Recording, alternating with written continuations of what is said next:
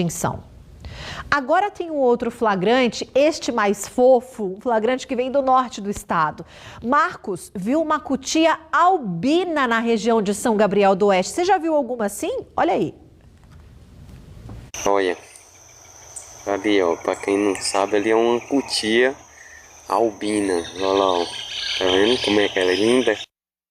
Gente, olha só, isso aqui é uma raridade, cara. Isso aqui é muito raro, muito, olha lá, ó. Escondendo a comidinha dela, tá vendo? Escondendo pra mais tarde ela ir comer, olha, ó.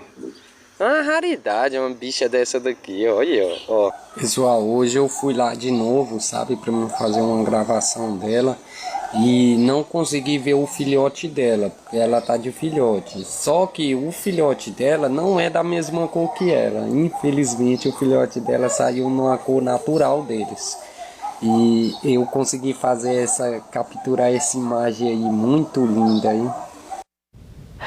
Ô Marcos, de fato a gente consegue ver em um dos vídeos o filhotinho que não é albino. Esse flagrante foi no Parque Águas do Guarani, em São Gabriel. A Polícia Militar Ambiental mandou uma equipe para monitorar a cutia, já que ela pode ter problemas como câncer de pele, por ser albina. Segundo o biólogo Fábio Souza da Silva, essa condição do albismo é causada porque o organismo não produz o pigmento da pele e dos olhos. Ele mandou um vídeo para a gente falando sobre essa cutia e contou que, de fato, isto é algo muito raro.